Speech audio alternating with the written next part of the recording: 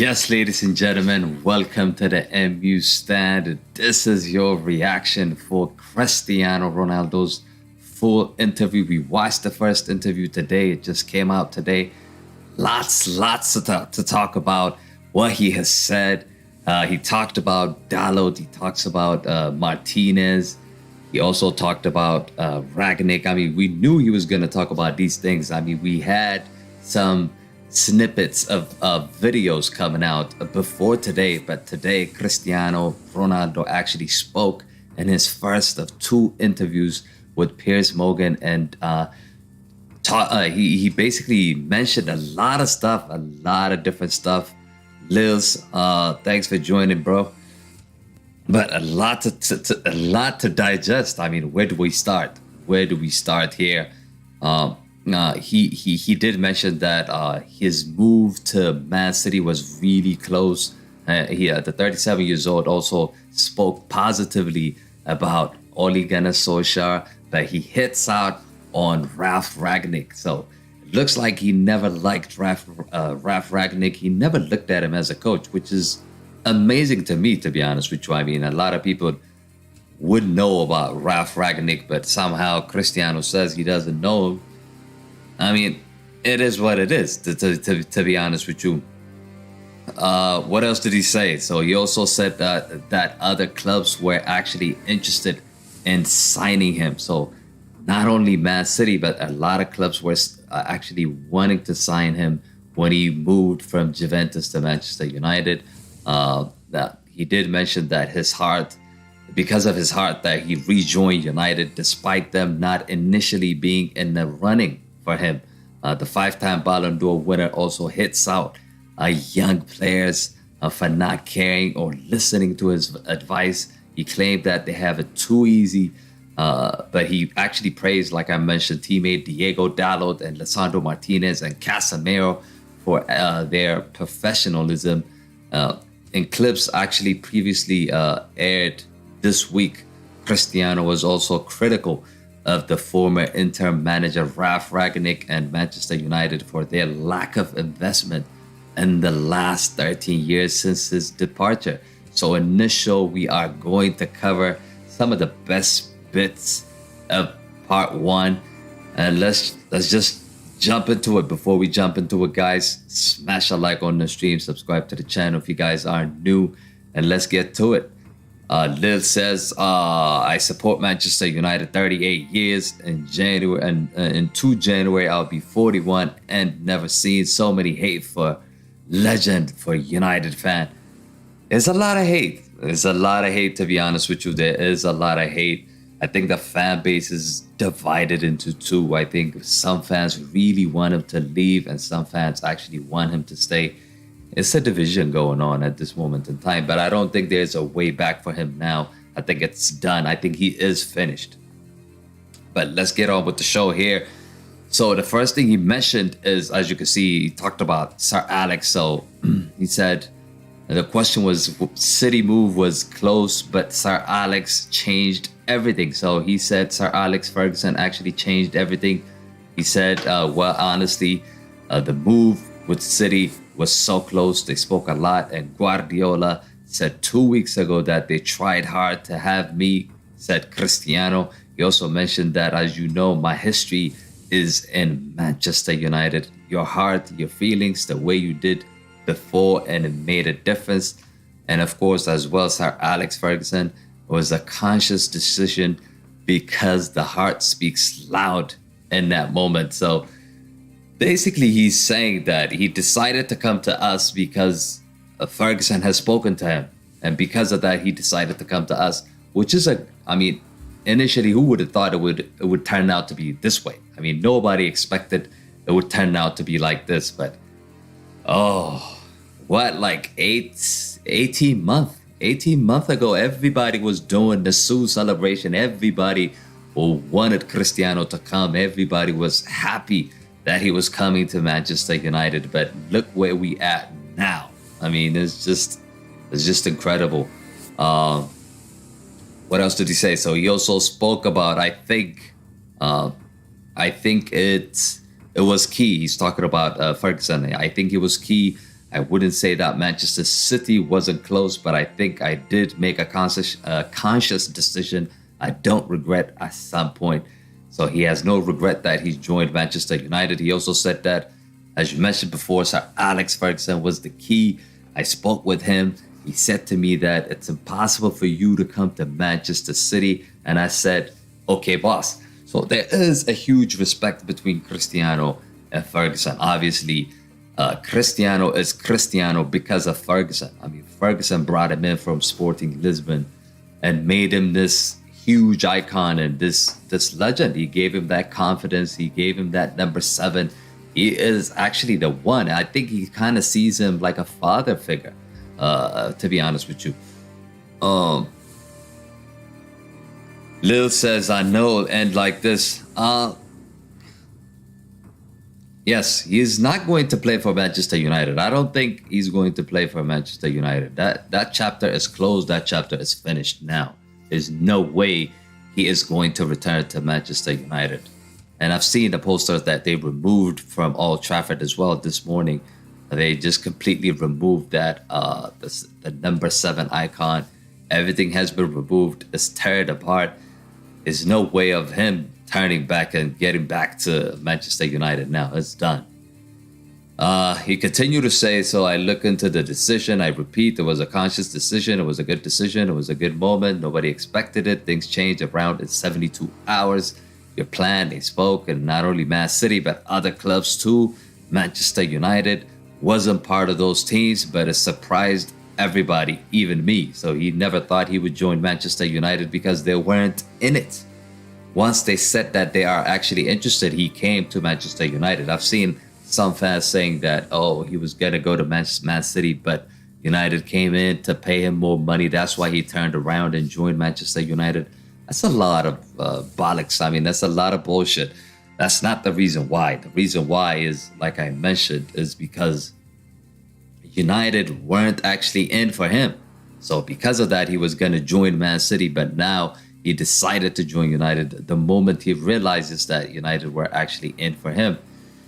What else did he say? He criticized the club a lot. He did criticize the club. He said United have stopped on the clock. It surprised me, however, Ronaldo stands on United quickly changed and hitting out the club for a lack of investment in the infrastructure also surprised him at Manchester United. We knew that. I mean, we knew about the infrastructure. We knew about how the board is not actually taking care of the club itself. Lil says Ferguson bring him back. Yes, so Ferguson actually brought him back. That's the reason why he's back. I think Ferguson was really, really key for him joining Manchester United. He said, when I signed for Manchester United, I thought everything would be different. You know, the technology, the infrastructure and everything. But I was surprised in a bad way. Let's say in that way, because I saw everything was the same. He said they stopped on the clock, in my opinion, which is something that surprised me. At United, the progress was zero, in my opinion, to compare with Real Madrid and even Juventus. They follow the rest of the world. So basically, United are the only club. That is the only club. When I say the only club, the only big club that actually not making moves towards progress, towards improvement. It's a lot of stuff. It's a lot of stuff that he's basically exposing here. Manchester right now, to compare with that club, I think it's behind, in my opinion, which is something that surprised me. A club with this dimension should be at the top of the tree, in my opinion, and they are not. Unfortunately, they are not in that level, but I hope next year they can reach to be in a top level. Next year, I think we are moving towards a better things. I think the coach is doing a good job. I think we're moving in the right direction. It's a pity that he's not going to be part of it. I think he has to leave now, like I mentioned earlier. But Erik ten Hag is doing a good job. I think he is going to take us to the next level, in my opinion. He continues to say that I don't know what's going on, but since Sir Alex Ferguson left, I saw no evolution in the club. The progress was zero, so no progress whatsoever in terms of the team improving. He also spoke about Rangnick. So he also said he said this about Rangnick. Where is it? Yep. So he said, I never saw Rangnick as a boss. Wow. That is just damning, to be honest with you. He said he never saw Rangnick as a boss. Cristiano also had choice of words about the former United manager, Ralf Rangnick. He said he was brought into as an interim manager following the sacking of Ole Gunnar Solskjær 12 months. We know that happened, but Cristiano admitted that he's never heard of the German manager before. He felt he was never really the boss at Manchester United. So that is crazy. I mean, we've known about Ralf Rangnick before, even though we knew he wasn't actually the coach, but we knew who he was. I mean, what he kind of seemed like this he's like a godfather, to be honest with you. He's the godfather of football in terms of like giving some knowledge to Thomas Tuchel. What else? Klopp is another one who learned a lot from him. He's brought in a lot of coaches that actually came out and said they learned a lot from Ralf Rangnick, but it seems like Cristiano never heard of him. Obviously, I can understand of Cristiano's point of view because he was never a coach, right? In the past 10 years, he was never a coach because he was just a sporting director. Yes, he can actually lead clubs at the higher level. He can turn around teams, but actually managing players day in, day out, I don't think that is his strength. And he's right about that. Cristiano is right about that. That he's not really a coach. Decker says, "Hi, MU need much more than a good manager to be in the top again." Yes, I mean, don't you think Erik ten Hag is a top manager? Decker Rap, thanks for joining, by the way. But don't you think he's a top manager? I think he is a very good manager. I think he's gonna push us back to where we belong. But the board needs to back him. They did back him this summer. I expect they continue to back him next season as well. What else did he say? So he also spoke about... Yeah, so Piers Morgan asked him, do you actually call Ralf Rangnick boss? He said, of course, we have to call him that because he assumed that the job... he basically took the job regardless. Said Cristiano, all the coaches that I had in my career, I called them boss because if they assume that the job we have to call it that way. But in the end, deep inside of me, I never saw him as the boss because I saw some points where I never agreed with him. This one is puzzling. I mean, you see some points that you never agree with him, but it doesn't. That doesn't mean that he's not a boss, right? Like, you could disagree with the manager. It really doesn't mean that he's not a boss. But I disagree with Cristiano here. Just because he disagrees with you, it doesn't mean he's not a boss. When asked if he felt that Rangnick and his coaching team knew what they were doing, he added, no, they did not. They knew the club very well. He said they knew the club very well, but they did not know the main dimension of the club inside the history of the club, which is, for me, surprised me even more. When you sack Ole Gunnar Solskjær, so he's talking about Ole Gunnar Solskjær here. He talked about when you sack Ole Gunnar Solskjær, you should bring in a top manager, not a sporting director. Of course, it was ridiculous. You have to be honest. If you are not even a coach, how are you going to be the boss of Manchester United? They have not followed the right way to follow the likes of Liverpool and Man City. That is a fact. I mean, we know we're not on the same level as Man City and Liverpool. That is a fact. There are a few steps behind. They should improve and change that staff or the directors, the presidents. I don't know who is the problem there. But he said Solskjær did a good job. You need more time. I don't think Solskjær did a good job. I mean, he did in the beginning, but I don't agree that he did a magnificent job. He also spoke about Solskjær, saying that he spoke positively about Solskjær, by the way.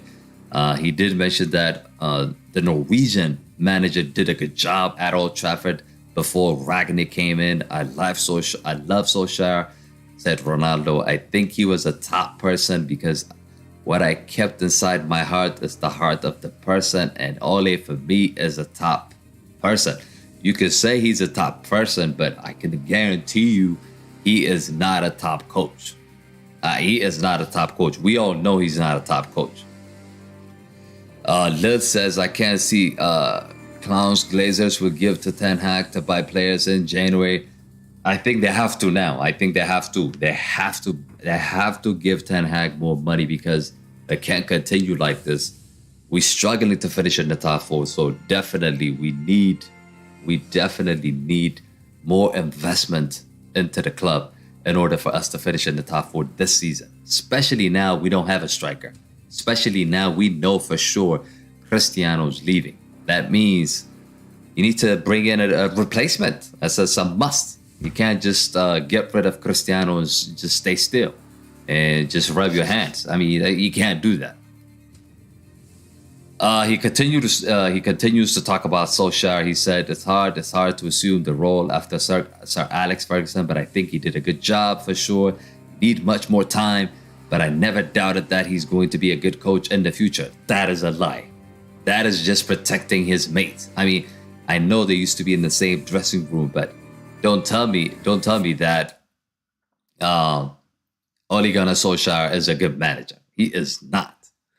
He is not. That is pure and clear. That is crystal clear for everybody to see that he was not a good manager. He could be a good manager, but he never laid out the tactical point of view in the team. He never actually coached the players. He's just a nice guy, and he's a good guy. I can give him that. He's a very good guy, probably honest guy. I mean, I don't know him personally, but he seems to be like that.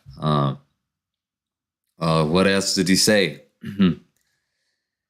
Yeah, so he did say that he needed more time. I never doubted that he's going to be a top coach, but it was a good experience. I was so pleased to work with him, even for a short period of time. I'm an example. Young players are not the same anymore. Ronaldo also hits out young players at this generation of footballers, saying that they're not the same as when he came through. He said the 37 years old also mentioned that they don't follow. Basically, what he's saying is they don't follow what he does. When he grew up, he looked at a lot of players that he thought they were a lot better than him. The likes of Roy Keane, I think, Van Nistelrooy. He mentioned all these players. I'm actually going to find that quote, and he did mention that. He said the new generation and the new technology. Yeah, he did mention about the technology as well.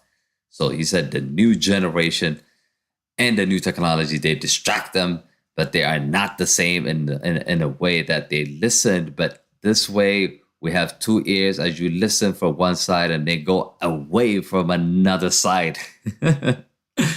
So it doesn't surprise me. So basically saying they listen to him and then they just forget about it within seconds. So it doesn't surprise me. But in the same way, it's a little bit of a shame because if they have the best example in front of their eyes, and if they don't at least copy what they did. Yeah, I mean, he's saying basically copy what I do. Even if you don't like me or if you don't disagree, if you don't agree with me, you have to learn from who has done it before. Like Cristiano has done it in this game. He has done it in the past 20 years. Why not learn from him? I really, really don't get how the youngsters we have don't actually look up to him. I really don't understand that. I really, really don't understand that. Like, they should really look up to him and learn everything he has. He continues to say, for me, it's kind of weird because I remember when I was 18, 19, 20, I always looked to see the best players. Ruud van Nistelrooy, Rio Ferdinand, Roy Keane, Ryan Giggs. This is why I have the success that I have and longevity, because I take care of my body, my mentality, my head, because I see these guys and I learned from them. So basically, he's asking the youngsters to learn from him, which clearly they are not. The likes of Rashford, the likes of who did he name? Actually, we gotta take a look at who he said actually are have potential to have that longevity. I'm not that kind of guy who likes to give advice, as I prefer to be an example. So he's trying to be an example. He just doesn't want to talk too much. Because I'm an example. I'm there every morning and do the same stuff. I'm probably the first one to arrive and the last one to go out. I think the details speak for itself. As I told you before, they listen to one thing and 2 minutes they have already forgotten and do what they think is better. This is why I say I like to lead by example. Some once they follow me, but not much. So a lot of the teams, this is just a slap into the entire team. This is just a slap into the entire team, especially the youngsters. I mean, none of them actually listen to him. That's basically what he's saying. How is he going to return after this? Tell me, because somebody explained to me, how is he going to return after this? Let me just quickly read out the chats here. Decker says it's just a dressing room code. I get that. Liz says young players today don't care. That is right. The social media generation. Basically, all they do is just flick through social media, not actually understanding what's going on and not trying to learn from players like Cristiano. It's just incredible. It's really, really incredible, to be honest with you. Let me just quickly wrap this up. Let's continue to read this through. What else did he say?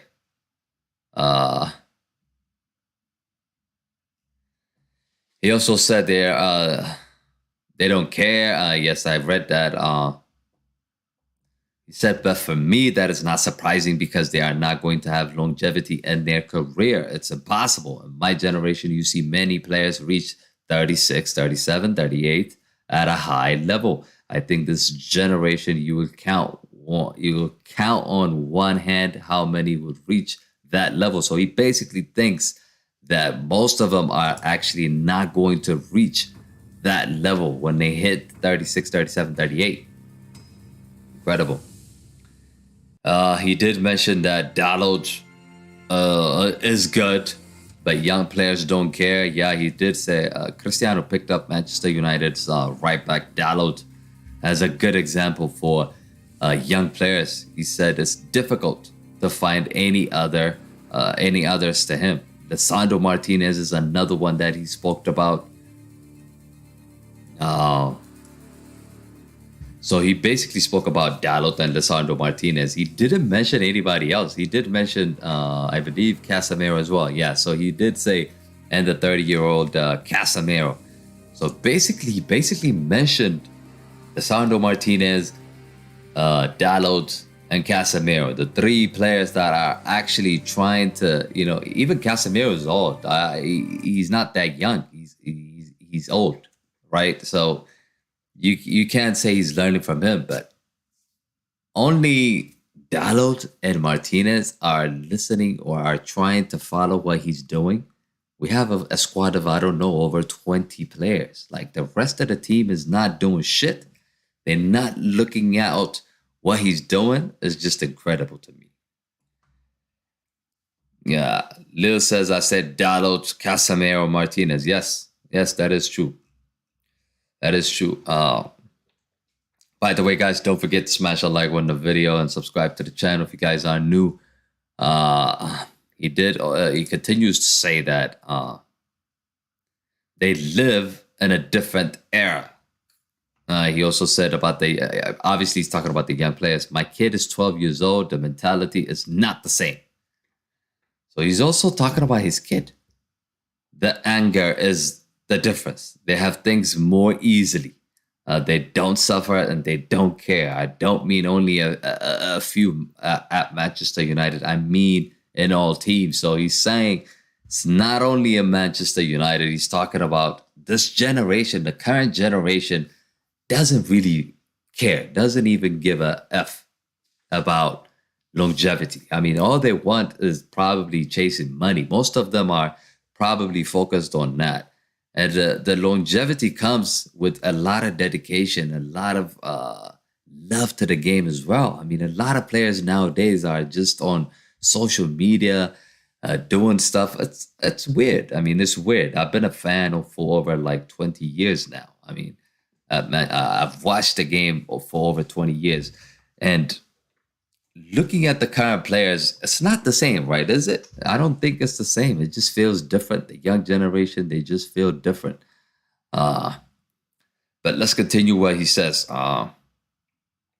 I only can say what I see from my eyes. In Manchester, I can mention Dalot as an example. He is young and a very professional. I have no doubt he will have longevity in football. He's young, smart, intelligent.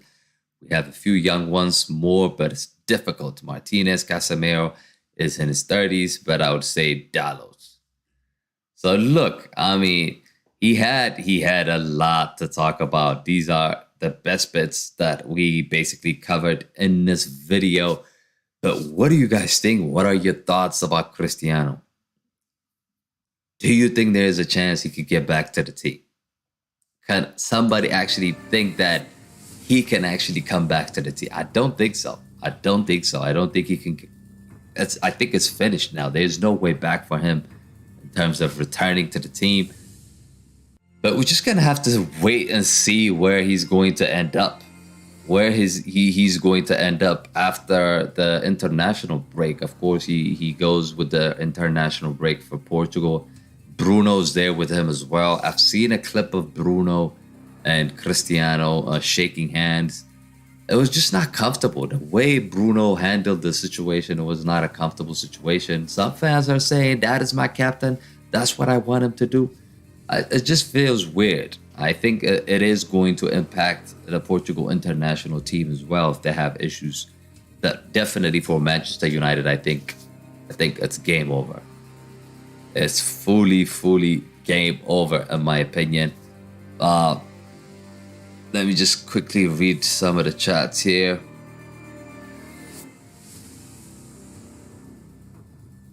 Lil says it is over. Yeah, so definitely it's over. Definitely it is over. There's no way he can return to the team. I mean, he's said all these things. I just ran down some of the best quotes that he covered. Let me just quickly check if I forgot certain things. Because he did mention all these stuffs. Let me just quickly see.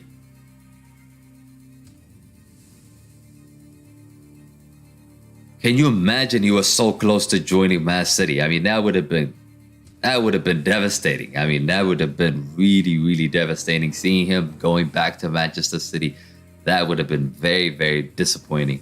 Thank God that never happened. And I have no regrets, to be honest with you. I don't have regrets in terms of him joining us. I'm not one of those fans that says that I wish he never joined Manchester United. Like I'm not in that camp. I'm not one of those people that says that. But the hot stuff is definitely coming. Part 2 is coming tomorrow, so be sure to tune in for that. I think the interview is going to be live on Piers Morgan, so you could definitely watch it there. I think it's going to be around the same time. But part 2 definitely is going to cover Ten Hag. I can't wait to see what he says about Ten Hag. He's going to cover Ten Hag. He did a little bit of Glazers stuff, but not a lot. So tomorrow, I think the hot stuff is coming up tomorrow. But I just feel like we've seen the best stuff. You know, the snippet videos that we saw in 1 minute, 2 minutes, 3 minutes here. I think they just clipped the most interesting topics that he covered, in my opinion. But how does he come out of this interview is the question I have for you guys. What do you guys think? Do you think he's in a better position now after doing the interview, or do you think it's actually made things worse in terms of fans, how they see him, and in terms of the whole media and other teams see him? How do you guys think? I think it's best that he did this interview, because I feel like if he didn't do the interview, he was struggling at Manchester United. He was being benched at Manchester United. So he had to come out and speak. He had to come out and speak about what was going on. He had to tell the whole world his side of the story. And we've heard part 1, so hopefully in part 2 he could cover more why he's not playing under Ten Hag. What has been discussed? Has there been any discussion before the start of the season? Because Erik Ten Hag obviously didn't want him in the beginning. That's what the media was saying.